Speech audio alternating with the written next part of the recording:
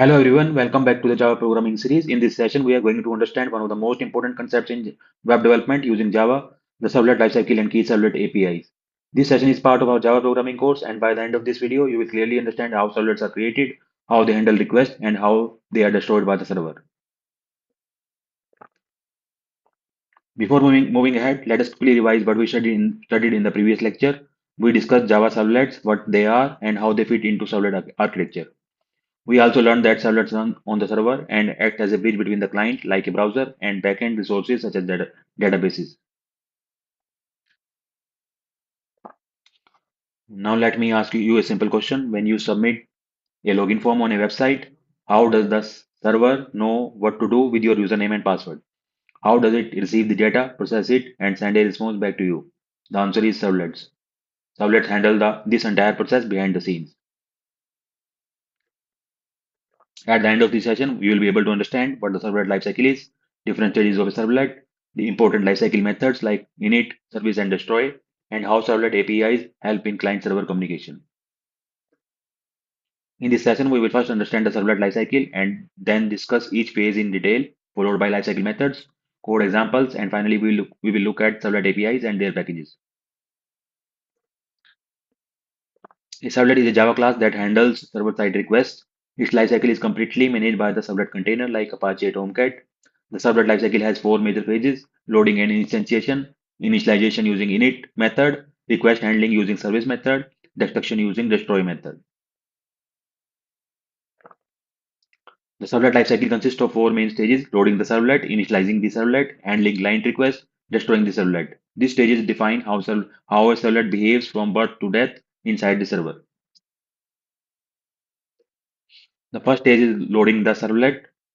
Here, the servlet container loads the servlet class into memory and creates an object using the no argument constructor. A servlet can be loaded in two ways: during application startup or when the first client request arrives, which is called lazy loading. After loading, the servlet container calls the init method. This method is called only once in the entire lifetime of a servlet. It is mainly used to initialize resources like database connections or configuration values. Unlike service method, init is not called for every request. Once the servlet is initialized, it is ready to handle client requests. For every request, the container creates two objects, servlet request and servlet response. In HTTP-based applications, we use HTTP servlet request and HTTP servlet response. For each client request, the servlet container calls the service method.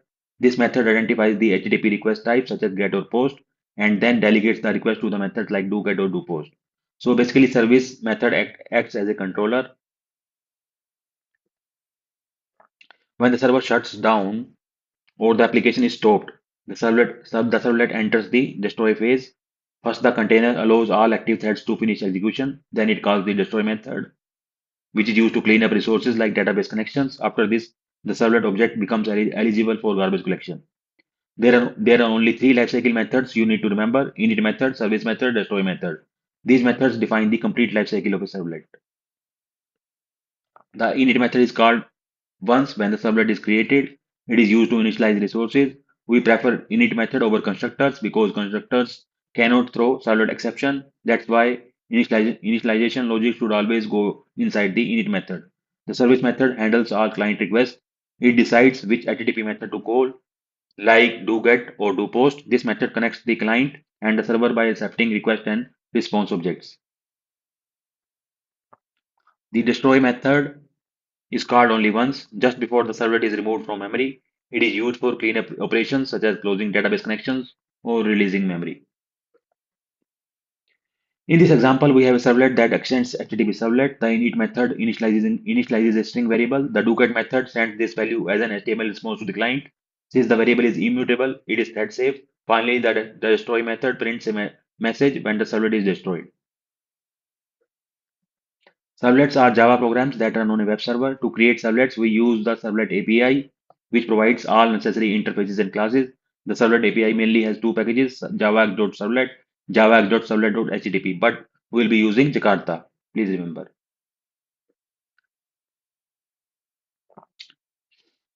So we'll be using Jakarta.servlet package instead of javax.servlet. You have to remember this.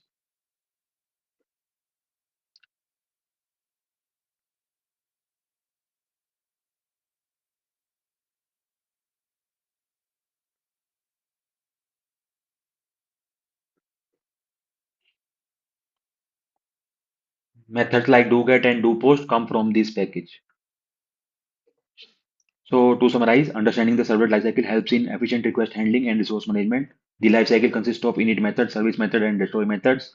Servlet APIs enable communication between client and server using HTTP methods. This makes servlets powerful for building dynamic web applications. Now I'll be using a Now I'll be solving a program case-based scenario-based programming problem. Problem is in front of us. A university web portal uses servlets to manage login, registration, and result processing. In the A part, we have to design a servlet demonstrating the complete servlet lifecycle. In the P part, evaluate the use of key servlet APIs, that is HTTP servlet request, that is HTTP servlet response, servlet context. In the C part, critically analyze thread safety and performance considerations. So I will not be repeating the same steps again and again. Simply, we have here you can see I have created a project named University Portal example, and I have created a com.university.portal package. Then inside this, we are having a servlet class, University Portal Servlet.java, and inside the web app folder, we are having these four HTML files: index.html, login.html, register.html, and result.html. First of all, we would like to open index.html, and I would like to explain this code. This HTML file acts as the home page of the University web portal. It provides navigation links for login, registration, and result viewing. First line is doc type HTML, line number one. That is, this line tells the browser that the document follows HTML5 standards. It ensures proper rendering of the page in modern browsers. Then we are having line number two, HTML tag. This is the root element of the HTML document. All the HTML content must be written inside this tag. Then we are having head tag, uh, then title tag. The head section contains metadata about the page. The title tag sets the title shown on the browser tab as University Portal. Then we are having the body tag, line number six. The body tag contains all the visible content that appears on the web page. Then we are heading H1, University Web Portal. So H1 is a heading tag used to display the main title. It indicates that this is the main heading of the page. Then we are having anchor tag, line number 9, ahref equal to login.html. So a tag is an anchor tag used to create a hyperlink. href is equal to login.html points to the login page. br tag adds two line breaks for spacing. Then second anchor tag equal to register.html. This link redirects the user to the student registration page. Again, br tags are used for spacing. And the third tag is used for result.html. This link takes the user to the result viewing page. From there, the user can enter a student ID and view results. Then slash body and slash html. So these two tags close the body and the HTML document properly. So the what is the role of this HTML page? It acts as the starting point of the web application, provides navigation to all major modules, does not perform processing itself, redirects requests to other HTML pages and eventually to servlets. This HTML file serves as the home page of the university web portal. It provides hyperlinks to login, registration, and result pages. The page uses anchor tags for navigation and acts as the entry point of the web application. Now I'll be explaining the code of login.html. Uh, Remaining tags are similar. Now we would like to move to the form tag directly. Form action equal to portal. So it starts an HTML form. Action is equal to portal means it sends the form data to the servlet mapped with @web servlet slash portal. So method equal to post sends the data securely using HTTP post. Then we are having this input tag. Input type is equal to hidden. So a hidden input field that is not visible to the user used to tell the servlet which operation to perform helps the servlet distinguish between login, registration, and result request. Then we are having username and password, line number 12. And this represents the text field for entering the username.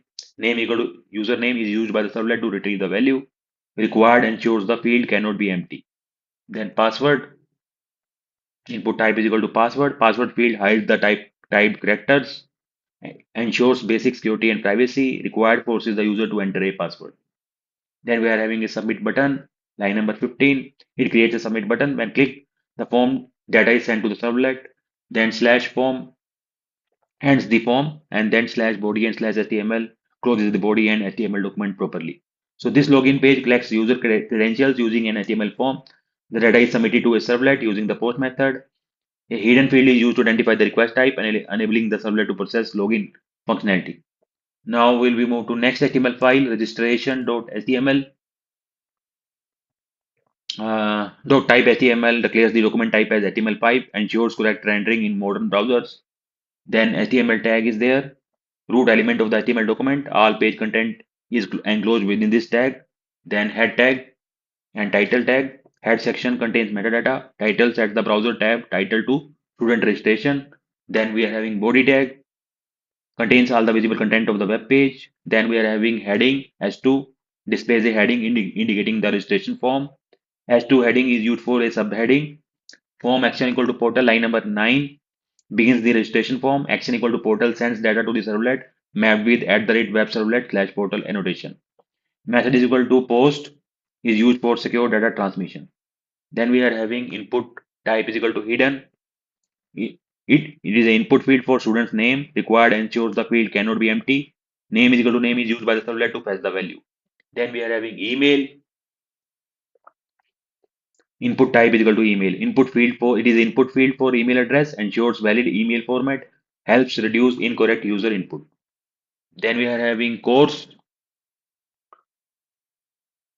Course input type is equal to text input. It represents the input field for course name required for registration completion. Then we are having a submit button, line number 16. It creates a submit button, sends all the form data to the servlet when clicked.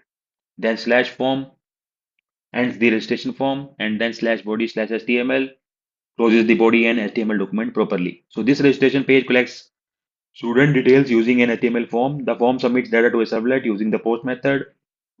A hidden input field is used to identify the registration request for proper processing by the servlet. And then we move to the next HTML file, result.html. This HTML file allows the student to enter a student ID and view the result, which is processed and displayed by a servlet. Remaining code is similar. Now I would like to move to line number 9, that is form action equal to portal method is equal to get. So it starts a form to collect the student ID. Action equal to portal sends the request to the servlet mapped with @web servlet annotation slash portal. Method is equal to get sends data as a query parameter in the URL. It is suitable for data retrieval operations like viewing results. Then we move to line number 10, student ID. It represents a input field for entering the student ID. Name is equal to student ID is used by the servlet to retrieve the value. Required ensures the field is not left empty. Then we are having the input submit button. Submit button to send the student ID to the servlet triggers the result processing logic. Slash form ends the form. Slash body and slash HTML properly closes the body and the HTML document. So why get method is used here? It is used for viewing data and not for modifying. It is easy URL based request. It is appropriate for result display. So this page collects a student ID and submits it using the get method to a servlet. The servlet processes the request and displays the result. The page demonstrates request parameter handling using HTTP servlet request. Now we are having this servlet file, university portal servlet.java. This servlet handles login, registration, and result viewing for a university web portal and demonstrates the complete servlet lifecycle using annotation-based configuration.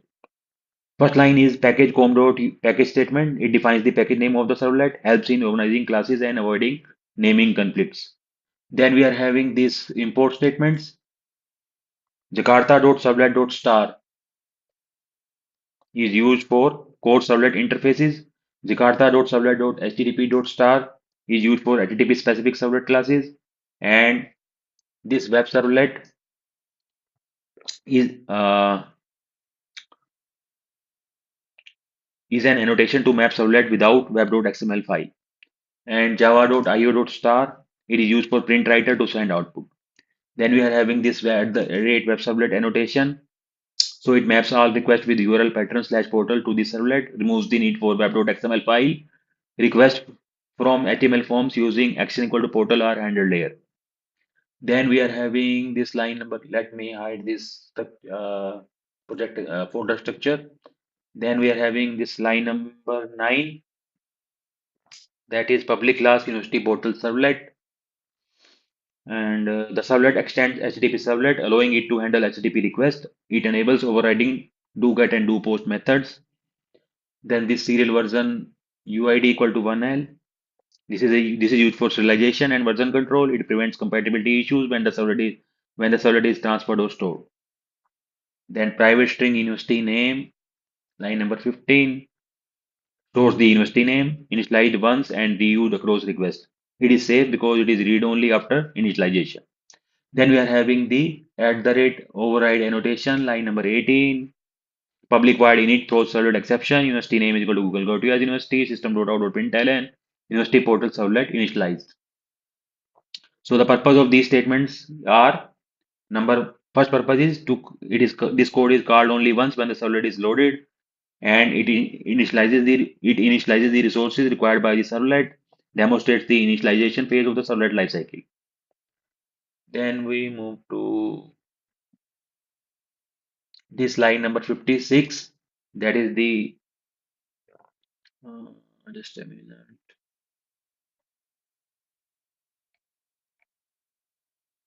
Hmm. Line number 26, do post method.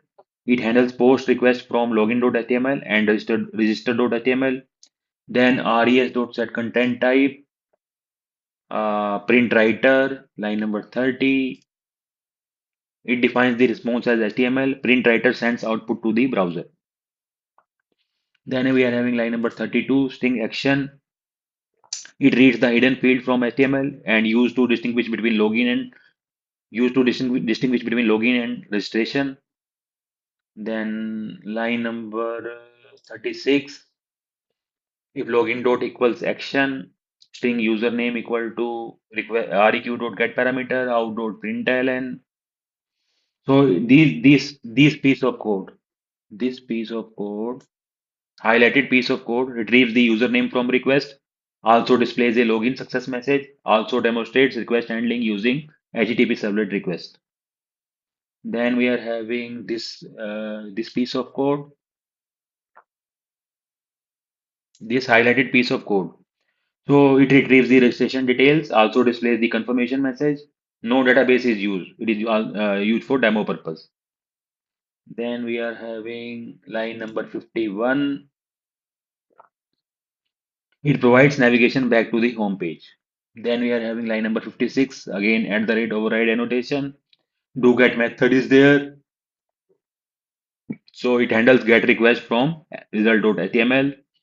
Then line number 63, string student ID. So it fetches the student ID entered by the user. Then we are having few out.println statements, and these statements display result details. Result is hard coded for demonstration. Then we are having line number 75, at the rate override annotation again, public void destroy method. So this destroy method is called once before servlet removal, also used to release resources, demonstrates the destruction phase of the servlet lifecycle. So this servlet demonstrates the complete servlet lifecycle using annotation-based configuration. It handles login, registration, and result viewing using HTTP request and response objects. The servlet uses init method for initialization, do post and do get for request handling, and destroy method for cleanup. Now we'll be running this code. Again, we will go to Window and Show View, and then Project Explorer. We are having uh, University Portal example and these HTML files. Now, first of all, we'll be running index.html. So we right click on index.html and click on Run As and Run on Server. Select this Tomcat server, click Finish button. Now,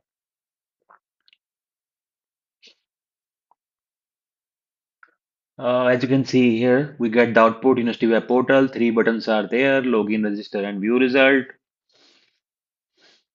Uh, so In this code, we can see here um, string, username, password.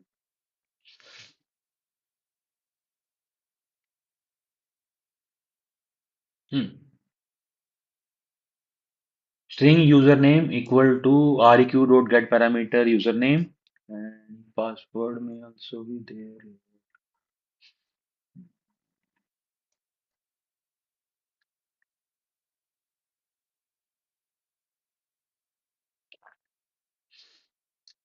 So we can use any username and any password. You can see username, password.